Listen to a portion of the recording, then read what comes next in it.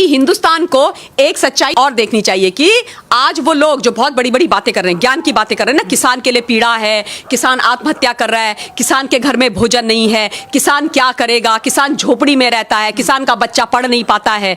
इतने सालों से, 70 सालों से इस देश का दोहन किया, इनको किसान का दर्द नहीं दिखाई दिया, इनको किसान की पीड़ा नहीं दिखाई दी। जब इन्होंने अपने बिचौलिए बिठाए मंडियों के अंदर इन्होंने इलेक्शंस नहीं होने दिए, वही लोग मंडियां इनकी कमिटियां चलाती रही और जो 100 रुपए का सामान होता था, जिसके 100 रुपए किसान को मिलने चाहिए थे, उसके 50 पैसे दिए, किसान को मरने के लिए छोड़ दिया। उसके बाद उस सामान को कोल्ड स्टोरेज में डाला, फसल को मार्केट में उसकी आवश्यकता बढ़ाई, उस 50 पैसे से लिया हुआ सामान 1000 में बेचा और हम तक पहुंचते पहुंचते वो 2000 का आ गया। 2000 में से किसान को कितना मिला? 50 पैसा।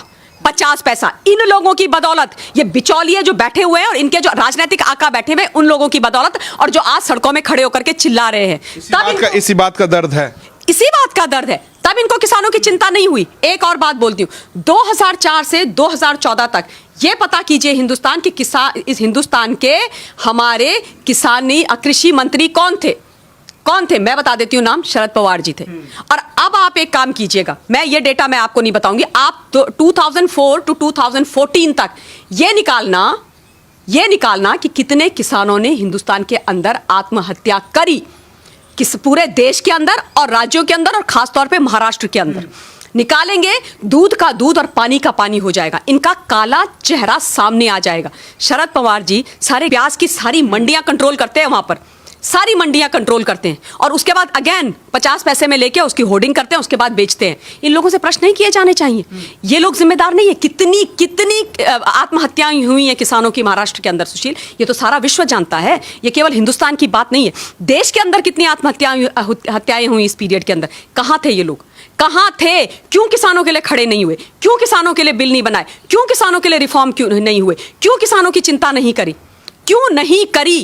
और आज एक प्रधानमंत्री, एक चाय बेचने वाले के बेटे ने जब इस देश में गरीबों के साथ, किसानों के साथ खड़ा होना शुरू करा, तो इनके दिलों के अंदर दर्द होने लग गया, इनको तकलीफ होने लग गई, और ये बिलों से बाहर निकल करके तो ऐसे आ रहे हैं जैसे पता नहीं क्या हो गया, क्योंकि इनके जो जहरीले फन है ना, वो कुचले जा रहे हैं।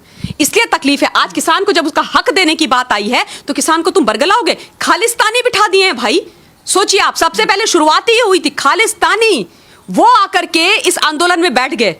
आप सोचो, जस्टिन ट्रूडो, कनाडा के प्रधानमंत्री का हिंदुस्तान के किसानों से और हमारे इंटरनल मैटर से क्या मामला है और क्या लेना देना है? उसका क्या लेना देना? जस्टिन ट्रूडो वहां से मैसेज भेज रहे हैं और पूरे देश में उसको, पूरे विश्व के अंदर उसको वायरल कर रहे हैं और अपना सपोर्ट जाहिर कर रहे हैं। और बाय द वे, वही जस्टिन ट्रूडो हैं ये, WTO में जस्टिन ट्रूडो ने MSP का विरोध किया, वहां विरोध करते हो और यहां पे एक वीडियो मैसेज भेज करके हमारे यहां के लोगों को बरगलाते हो।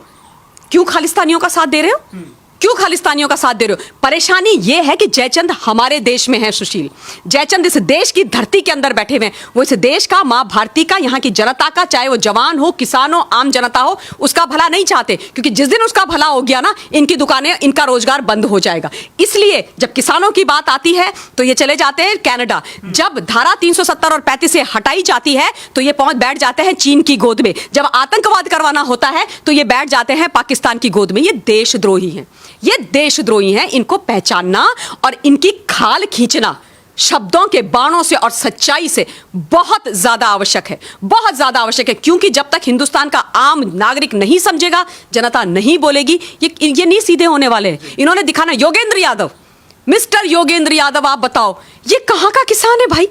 मैंने तो आज तक इनको, मतलब आप पूछिए इनसे पूछिए कि इनकी कितनी बीघा जमीन है, इनको पूछिए बीघा होता क्या है, पूछिए आप इनसे, अंग्रेजी बोलते हैं एलीट, इनसे पूछिए बीघा क्या होता है, कितनी बीघा जमीन है आपकी, पूछो आप, और कहां पर है, और कितने आपके यहाँ कितनी मतलब कभी आपने की है, कभी कोई रोपाई वोपाई की है कभी गांव में जाकर के? फसलों के आपको पता है कौन से सीजन में कौन सी फसल होती है? आप वहां पर गमछा ऐसे सर में लगा करके आप पहुंच गए किसानों के बीच में। ये तो वो व्यक्ति हैं, मुझे अभी तक याद है जब JNU में छात्र आंदोलन हुआ तो ये वहां भी कूद गए थे। नेताजी से ये स्टूडेंट बन गए, अब ये नेताजी से किसान बन गए।